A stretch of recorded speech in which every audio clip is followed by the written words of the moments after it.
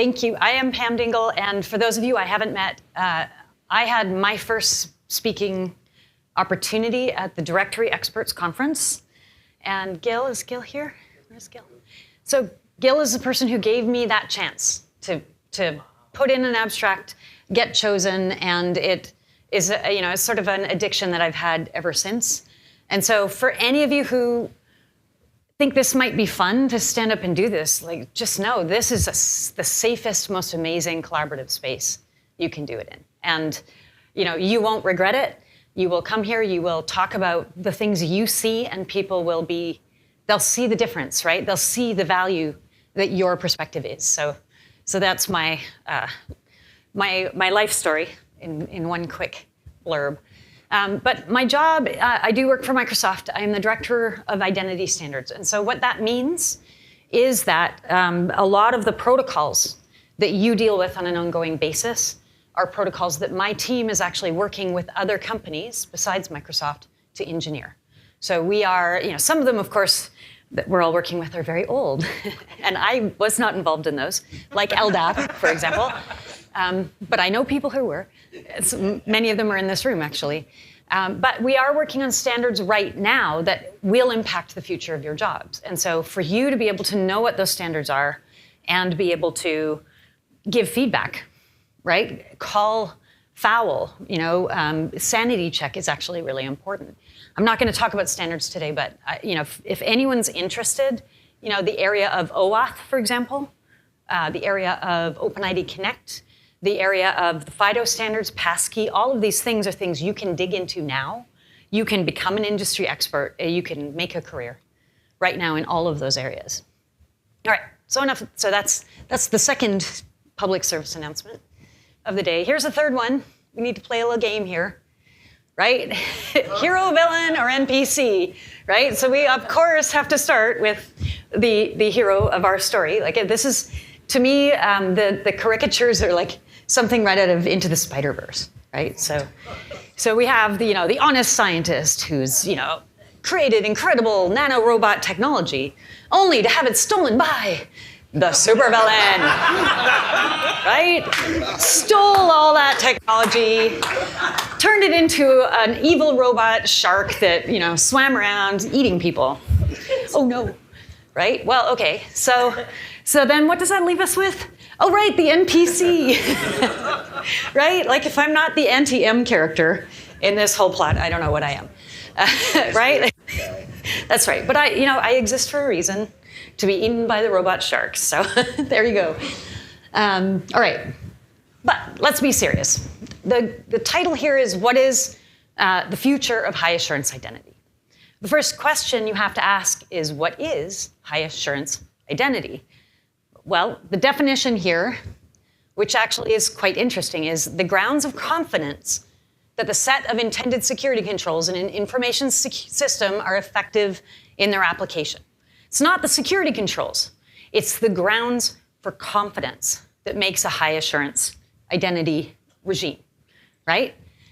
Okay, that's useful, but a lot of times we talk about the technology controls as being high assurance or low assurance, right? Phishing resistance clearly is high assurance, right? Well, I think we actually need to look at the words we use in the taxonomies that we all agree on as we're talking about these systems. Right? I think this is what high assurance identity actually means. Right? High assurance identity is whatever the regulators tell us high assurance identity is. And to Chris Roberts' point earlier this morning, they're different, right? Like what PCI DSS asks for versus what, pick any other standard, right, asks for are different. They're asking us to do things that are sometimes obsolete, like rotate passwords, when we know we have proof that rotating passwords, for example, should be a deprecated practice. And so, this question of walking the line between the spirit of high assurance identity, which is really taking all the knobs to 11, right? Like, you want to dial all the dials to 11 so that you can be absolutely sure that you are interacting as securely as possible, right? But you have to negotiate this compliance, crazy curvy pathway while you do it. Okay, so Next question. What isn't high assurance identity? Right? What do we know? Right, well, yeah, passwords is like the ultimate default answer. There's actually more to that, right? There's a ton of research that's been done right now by folks like, this is the Microsoft Digital Defense Report, but of course there's the Verizon Breach Report and all this amazing data that exists right now. But this graph is an amazing graph to take back to your leadership if you need to take a graph back to your leadership. So what you're seeing is the distribution curve of attacks, right? And you're seeing their findings. The findings are basic security hygiene still protects against 98% of attacks. So that is everything up to this tiny corner, right? That's what basic security hygiene protects against, right? When Alex Weinert says again and again, every year, year after year, enable MFA, he's trying to get people to that, that edge of that demographic curve, right? So being able to tell your leadership that that's where you have to be, but also tell them what you have to do to get there, right? It should be really easy. So here's the question. Define basic security hygiene, right? They actually have a list here. They've tried to do exactly that work, right? Enable multi-factor authentication, apply zero trust principles, use modern anti-malware, keep up to date, protect data, right? That's especially valuable to this audience because in some sense, you're doing all of these. Lots of people who do identity management at a higher level, they don't have the boots on the ground that you have, right? But the squidgy one here is the apply zero trust principles, right? It's extremely squidgy, right? What exactly does that mean, right? What do you do? What's your checklist of real actionable stuff? Good question. All right, but the important thing about this is we have a word, basic security hygiene.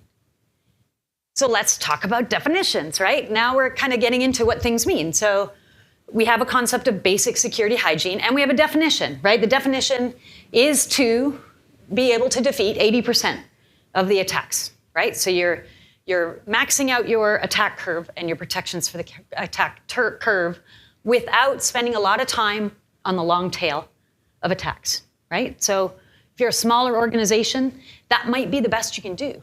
And really, what all of this data is saying is that if that's all you can do, you're doing incredibly well. Great. We have identity best practice. So my proposal is that identity best practice, you're also trying to get through that entire attack curve, get to 100%. You just don't have the burden of having that grounds of confidence, right? You don't have the burden of proof that you are doing everything you can to keep people safe in an identity best practice implementation that you might in a regulated high assurance environment, right? So the controls will be the same. In some sense, if the security controls are defined under identity best practice, right, and the proof is what makes them high assurance, then all of a sudden you do have the definition we didn't have before, right? You know what the security controls are. You know what the proof then, what is the burden of proof? So these are all great. Now, here's the question. What are we missing here? These guys, right? There are absolutely, these are the dentists that Alex Weinert mentioned in his keynote, right? There are people who don't do anything, don't know to do anything, right? Who are not, trying to be insecure. They just don't know. They don't know what to do. And unfortunately, those are sometimes our partners. They're sometimes our contractors, right? It's the HVAC department, right? That's outsourcing content. So we as identity professionals, we have to be able to actually define what it is, what it means when you're not even trying to get into the main part of that distribution curve, right? That is absolutely an architectural pattern that we have to map. All right, so let's try and map it, right? So high assurance, all the knobs are at 11, burden of proof, awesome. Industry best practice, right? All the knobs are at 10, right? You might have reasons not to have all the knobs dialed all the way, right? You get to adapt that to your enterprise, okay? Basic hygiene, right? You're gonna do what you have to do to make sure that you're not stupidly at risk, right? You're going to enable MFA, right? There's a much smaller checklist to be part of this.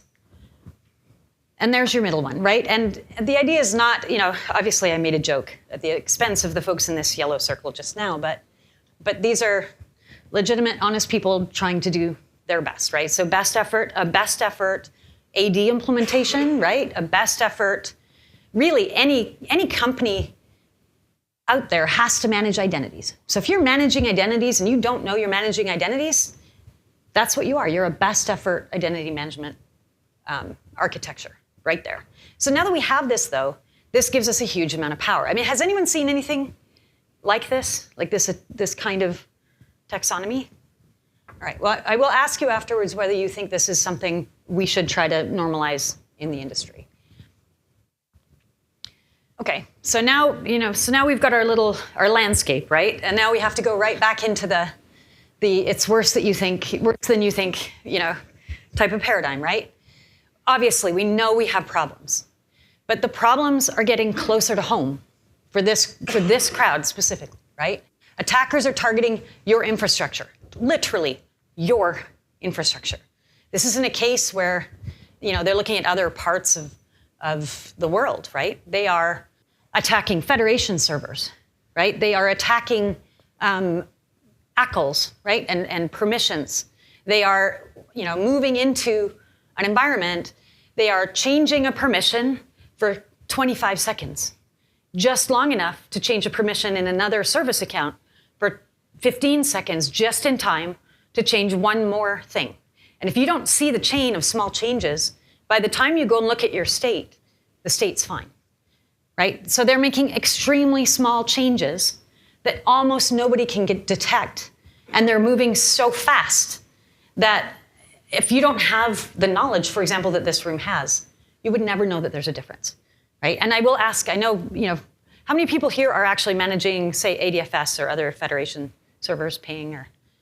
Okay, a few people. So let me ask you this question. If you look at your system today and you had a federation server called Poland01, and then you logged in tomorrow and you looked at your federation servers and you had Poland01 and Venice01, how many people in your organization would look at that and be alarmed?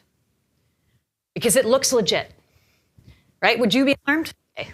I would hope you would be alarmed. I know if someone was installing another ADFS server, if I didn't know better, I would be alarmed. Who did this? And you should be alarmed, and it happens. This is an indicator of compromise from the SolarWinds attack. In fact, they just simply one day added another federation server. It just sort of magically showed up, and it was in a naming scheme that matched the existing naming scheme, right?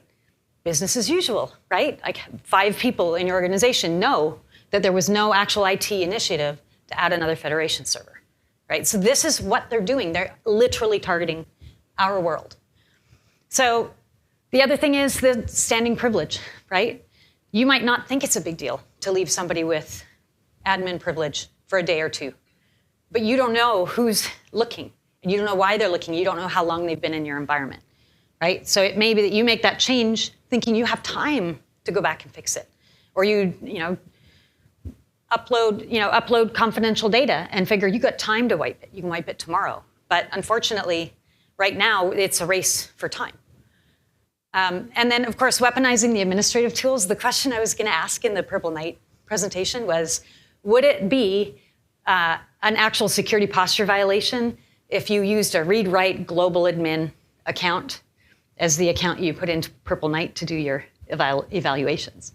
Because you never should, of course, right? You should be using a read-only account always. But I think it'd be kind of awesome if Purple Knight could detect it.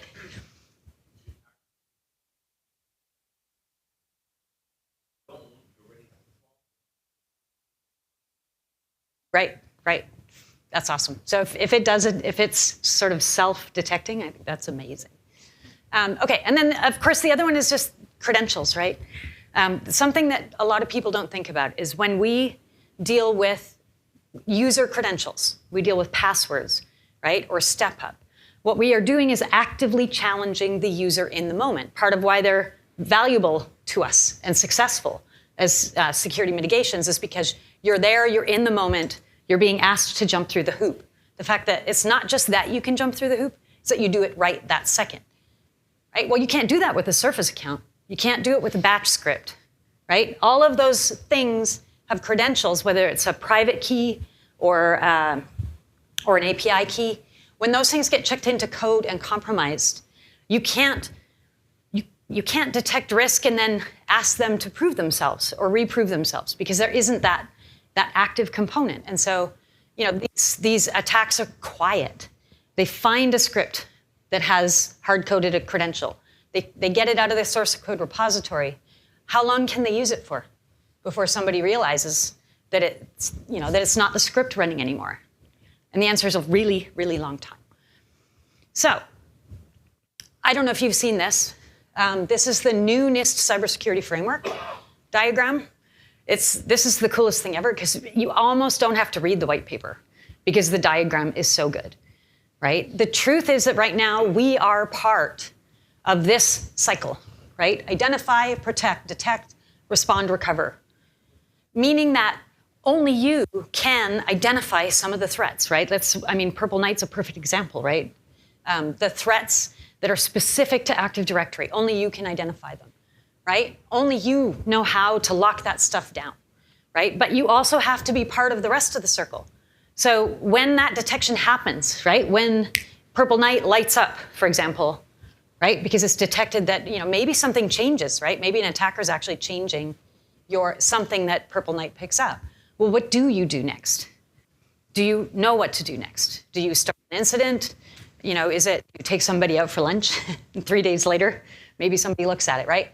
So we are part of this now. Every time a breach happens, and that breach involves, critical configuration data that's changed in Active Directory, for example, right? Every time your incident, post-mortem says something should have existed, right, in our infrastructure, then we need to be the active parts of how that works. And you know what this is not really compatible with? Regulations, right? That's the problem. This is about cycles. This is about fluidity and responsiveness, right? And immediate responsiveness, right? What it's not about is rotate your password every 90 days, right? It's not about take a token and expire it after 30 minutes, right? Because, probably won't get compromised until 29 minutes into your 39 minutes. You're probably fine for that extra minute. Well, no, you can't now, right? We're now in a world where we detect risk, we respond to that risk, right? We don't let the token sit there for 30 more minutes, right? We shut the token down when we detect risk. And there's an interesting corollary to that, which is why shut the token down until there's risk? Why rotate the password until there's risk, right? And I think what Alex said in his keynote is really important. This is also how we get good experiences, because we're not just banging people on the head in case there might be a problem. We're waiting till there's evident problem, right? And so the head banging actually happens less frequently. Check how my ranting is doing time-wise. Okay, so all of that is great and interesting and fun, and a sort of a head exercise for everybody. But let's talk about what's really happening right now, right? Certainly since I was here last, which was, I think, 2018, a whole bunch of really interesting stuff, right? Like ITDR, Identity Threat Discovery, Detection and Response is what ITDR stands for. I had an analyst talk about this with me, and they said to me, you know what, it's really ADTTR, right? When they talk about ITDR, they really are talking about, protecting the assets, the digital estates that we're managing, right? So this is the best thing ever. This is us being able to say, we do a thing, and that thing is important, and it needs process, it needs rigor, it needs to be professionalized, right? And it needs to be recognized as a practice. And so that's the amazing thing about ITDR. It's not just the security people are doing some stuff, we're ignorant of it, right? We're part of the process, right? We are the identity and identity threat detection and response. So that's one. And there's a link here. aka.ms Solorigate Identity IOCs. If you haven't seen this link, I strongly recommend it. When the SolarWinds attacks happened, and that's now 2020, December of 2020, so it's not actually that long ago, when we were in the thick of it, we as Microsoft were in the thick of it, this blog entry was written as quickly as absolutely possible because the attack was on our identity infrastructure. It's intended for identity vendors and identity administrators, and it talks about 4 specific attacks. And one of the 4 is the magically appearing Federation server. But the other ones are scarier. Like that's in some sense the easiest one. You should be aware of those, right? And we should be sharing those indicators of compromise. Like that's the other great thing about Purple Night. So that's number 1, ITDR, awesome. The other one is sessions are changing. When I talked about the token expiry, right? Token expiry is a mitigation when you have no data. If you have no data and you don't know what to do, then you issue short-lived tokens, right? And you expire them in case they've been compromised, right? Well, we're not in that world anymore. At least not everyone is. And of course, we have to adapt to whatever world, specific world we live in. We're in a world now where we can issue long-lived tokens. And here's why it's super interesting. This is part of the recovery question. There's a question yesterday about what happens if Azure AD goes down, or Entra ID. I guess if I don't use the right words, no one should use the right words. Am I right? So if Entra ID goes down, our backup authentication server is configured to simply let the tokens that exist ride, right? And so what it means is if your tokens are 60 minutes long and you let them ride, you get 60 minutes. It's like a UPS, right? 60 minutes is going to beep like crazy, but you're going to be up, right? However, if we can issue longer-lived tokens, knowing that when risk is detected, we can remove them or revoke them, then all of a sudden we can actually, we have a different way to respond to a disaster because we can let them ride longer in case we absolutely have to. More people have tokens already issued that work, right? So we see that the session management practices are changing. They're changing away from this sort of, give a little, expire it often type of piece. And we're moving towards this, give it something longer, knowing we're just going to claw it back if it's not good. And the big thing about that is shared signals. So SSF, the Shared Signal Framework, is a standard that's being taken care of in OpenID Foundation. And CAE, or Continuous Access Evaluation, is the feature that Microsoft creates that's based on that standard. So you will see the CAEP, right, the Continuous Access Evaluation profile is one of the profiles that have been standardized, right? So this is one of those ways where we're starting to send small signals that can change people's security posture, like the user has left the geofence, as an example, right? Will that cause everybody to revoke tokens everywhere? No. But it might cause somebody to revoke a token in a very specific situation. So that's something to look into if you're interested. And then the MFA best practices are really interesting. Alex mentioned yesterday, he said, yay, we're suppressing MFA prompts, right? What does that mean? Why is that good? Why am I saying that happily? Like, who wants prompts suppressed, right? You want to tell people what's going on. But again, we're getting into these super detailed threat models, right? So if you suppress an MFA notification, what you're doing is you're mitigating the risk of rage approval. That's the thing you're mitigating, right? So if somebody is deciding to, out of nowhere, send you 50 prompts at 3 o'clock in the morning, there's risk associated with that. We can detect that risk, and we can essentially decide not to wake you up. Because the bottom line is, if you initiated it, you're already up. And we can just tell you to go look at your phone, right? Instead of prompting you. And if you're sleeping, we're gonna let you sleep, right? So this is super detailed threat mitigation based on experience. This isn't theory anymore, right? We're literally seeing a problem, we're shutting down the problem. So all of these best practices are changing The number matching one is another example. Okay, but the next one is super interesting too, because we're now also moving into a world of credentialing versus authentication, right? So single sign-on, if you're familiar with that, is a secure introduction between two domains, right? Log in, my home domain, probably authenticate to the LDAP, right, to Active Directory. And then I get a secure introduction to another domain. We now have credentials called verifiable credentials, which are long-lived credentials. So instead of getting a good for 5 minutes secure introduction across domains, I now have a credential that lives with me for a year or 5 or 10 that I'm going to choose to hand out when I'm prompted as an end user. And that's going to change the game. Okay, so let's keep going, right? The governance best practices are changing. I don't know if anyone will disagree with me here, but detection of standing privilege is not a luxury anymore, right? Being able to do an access certification, right? Being able to know that of the 25 people that have access to your accounting group or are in your accounting group, 24 of them know each other, talk to each other, email each other, go to lunch together, and one of them doesn't have any relationships with anyone else in the accounting department. What does that mean, right? So that one user may not be somebody who shows up in the Sarbanes-Oxley attestation report the person looks at, right? Or they may not even notice it.